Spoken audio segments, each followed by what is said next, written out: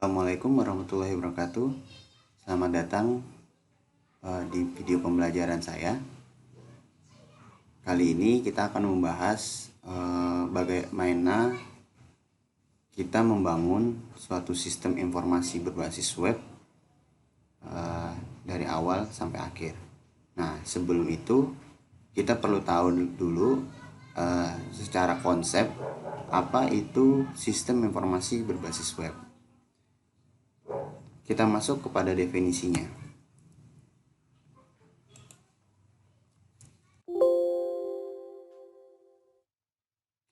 Secara definisi atau pengertian, sistem informasi adalah pengaturan atau penyusunan personal, data, pemrosesan, presentasi informasi, dan teknologi yang saling terhubung untuk meningkatkan operasi sehari-hari dalam bisnis. Jadi, sistem informasi sendiri bisa dikatakan adalah kolaborasi dari peraturan-peraturan, standar operasional, data, proses yang terjadi di dalamnya, dan penyajian informasi yang menggunakan teknologi informasi. Nah, tujuannya apa? Adalah tujuannya untuk mendukung dan meningkatkan kebutuhan kita sehari-hari dalam proses bisnis. Nah, kita lihat dari sisi keuntungan atau kemampuan dari kita punyanya suatu sistem informasi. Oke, yang pertama adalah peningkatan produktivitas. Dengan adanya sistem informasi, skala produktivitas akan jauh lebih meningkat daripada kita lakukan secara manual. Seperti perhitungan matematika misalkan, kita bisa lebih cepat dan sistem akan membantu melakukan perhitungan secara otomatis. Lalu selanjutnya ada pengurangan biaya. Dengan sistem informasi, kita bisa meminim cost, baik itu dari sisi administrasi ataupun non administrasi. Lalu peningkatan pengambilan keputusan. Jadi karena sistem informasi tadi adalah kumpulan dari data-data, peraturan-peraturan, dan informasi yang sudah disajikan, sehingga suatu pimpinan atau pemegang keputusan di suatu perusahaan itu bisa mengambil keputusan atau suatu kebijakan baru berdasarkan data-data dan informasi yang sudah diproses di sistem informasi, sehingga kepada si manajemen ini sudah ada data-data yang membantu mereka dalam mengambil keputusan. Selanjutnya peningkatan layanan pelanggan. Nah, sistem informasi terlihat jelas benar-benar membantu layanan pelanggan, apalagi di kondisi saat seperti ini. Semisal sistem informasi atau aplikasi e-commerce atau e-money, sehingga yang harusnya kita melakukan pembelian atau penjualan yang harus datang ke tempat, kita bisa melakukan secara online, atau kita tidak perlu datang ke kantor untuk menyampaikan keluhan. Kita bisa melakukan sistem informasi pelanggan yang sudah disiapkan oleh perusahaan. Selanjutnya adalah pengembangan aplikasi strategi baru. Dari aplikasi yang sudah ada atau informasi dan data yang sudah ada yang disajikan tadi, kita bisa membentuk suatu strategi baru atau aplikasi baru yang nantinya menunjang juga untuk kebutuhan perusahaan. Jadi misalkan departemen A kita membutuhkan data atau informasi dari departemen A, dan departemen B bisa mempersiapkan sistem informasinya untuk menarik data atau mengintegrasikan data dari departemen A. Nah, dari pengembangan tadi, dari sistem informasi tadi, keutamaannya itu memungkinkan untuk dilakukan pengembangan dari sebuah sistem informasi. Nah, pengembangan itu bisa berbentuk menggantikan sistem yang lama secara keseluruhan, artinya merubah secara penuh, baik itu dari kebijakan, data, dan juga sistem, atau memperbaiki sistem yang telah ada. Jadi sebelumnya sudah ada, lalu kita perbaiki, baik itu dari sisi feature, atau dari sisi tampilan, atau dari sisi kebijakan atau proses bisnisnya. Jadi bisa keseluruhan atau sebagian atau beberapa bagian yang ingin dirubah saja. Nah, kenapa sih pengembangan sistem itu harus terjadi atau harus ada? Nah, itu ada 3 hal. Yang pertama adalah adanya problem atau adanya masalah yang ditimbulkan. Jadi bisa saja sistem informasi yang ada itu tidak mengakomodir atau banyak masalah di dalamnya, atau malah sistem informasi itu sebelumnya belum ada gitu. Jadi untuk mengatasi problem-problem yang ada dibutuhkanlah sistem informasi.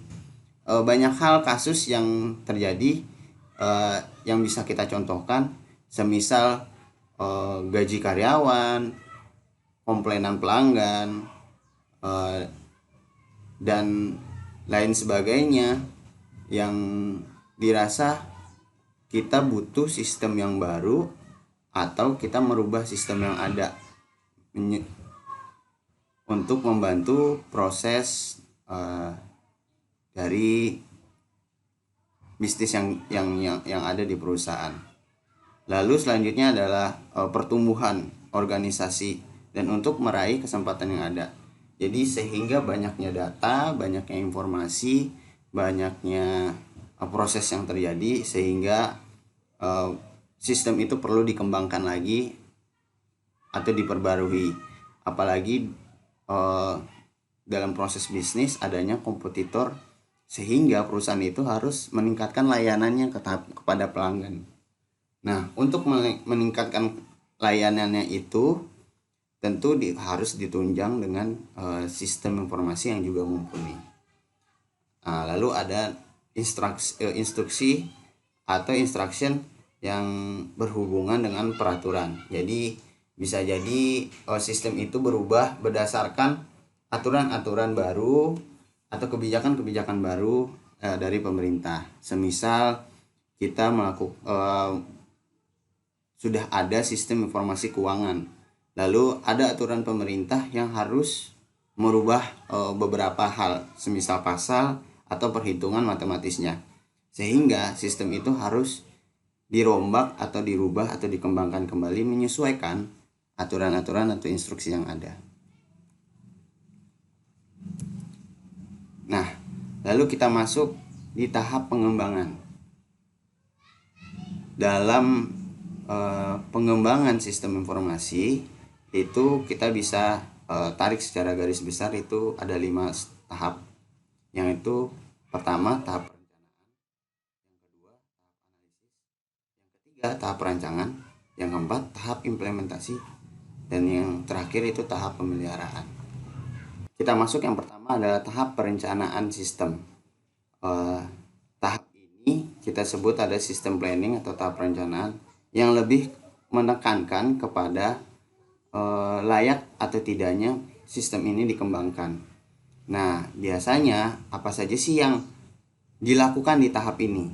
Yang pertama, kita membentuk suatu tim pengembangan untuk mengerjakan atau melakukan sistem informasi. Jadi, kalau dalam perusahaan biasanya kita tidak bekerja sendiri tapi dalam tim. Nah, untuk dalam tim itu kita harus mengumpulkan tim-tim yang akan menjalani pekerjaan-pekerjaan dalam pembangunan sistem informasi. Selanjutnya adalah mendefinisikan tujuan dari sistem informasi tersebut dan ruang lingkup pengembangannya. Jadi ketika suatu sistem itu akan dibentuk, itu harus jelas dulu tujuannya untuk apa, lalu kira-kira ruang lingkupnya sampai mana atau seberapa jauh. Nah, selanjutnya adalah mengidentifikasi masalah-masalah apa saja yang bisa diselesaikan. dari sebuah sistem itu. Selanjutnya, menentukan dan mengevaluasi strategi yang digunakan untuk mengembangkan sistem tersebut. Dan terakhir ada menentukan prioritas teknologi dan juga pemilihan aplikasi. Jadi teknologi apa yang akan dipakai, lalu aplikasi seperti apa yang ingin dibuat. Nah, selanjutnya adalah tahap analisis dan sistem. Analisis sistem ini adalah tahap di mana kita melakukan analisa dari sistem yang ingin kita bangun atau kita kembangkan. Pertama, dari kasus-kasus yang sudah pernah ditangani oleh sistem tersebut atau yang ingin ditangani, lalu permodelannya seperti apa, lalu masalah apa yang terjadi, lalu solusinya yang mungkin diterapkan apa, lalu kebutuhan-kebutuhan apa secara hardware, software untuk membangun sistem informasi yang ingin kita buat. Nah, selanjutnya adalah tahap perancangan sistem atau desain sistem.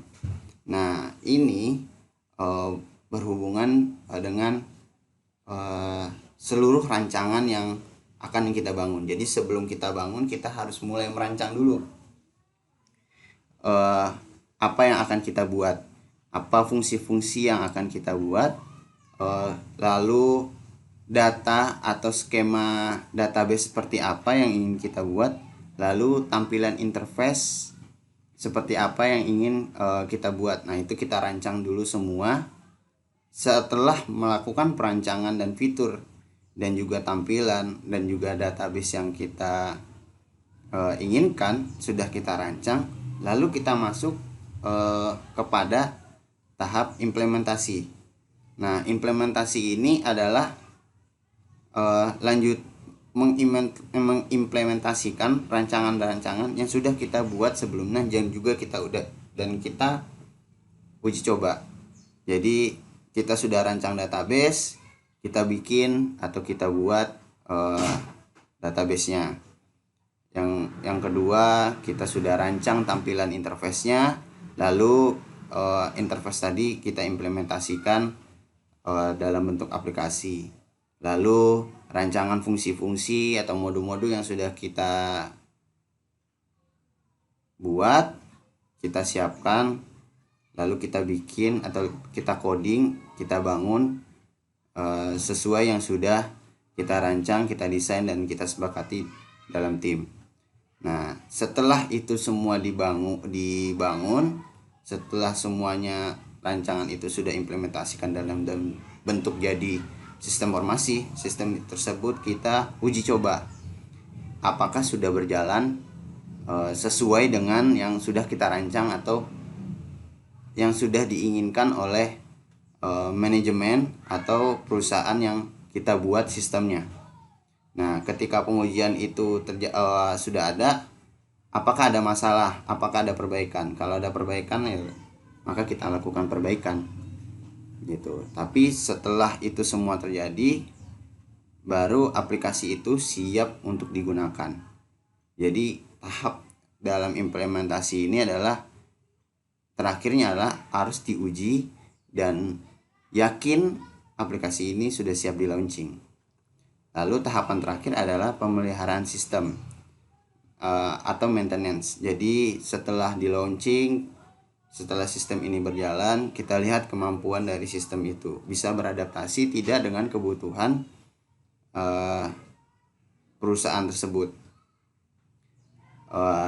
Setelah berjalan dan biasanya untuk menjaga aplikasi ini tetap berjalan, kita butuh orang atau admin yang memonitoring atau mengelola aplikasi ini. Jadi itu tadi tahapan-tahapan dari sistem informasi atau kalau kita membangun atau membuat dari sistem informasi. Selanjutnya kita akan fokus kepada perancangan dan juga implementasi. Jadi bagaimana kita merancang suatu sistem yang akan kita buat, lalu dengan menggunakan apa, dan juga implementasinya, yang tentunya nanti implementasinya juga menggunakan bahasa pemrograman web. Baik, sampai di sini dulu. Next kita lanjutkan pembahasannya di video selanjutnya. Terima kasih. Assalamualaikum warahmatullahi wabarakatuh.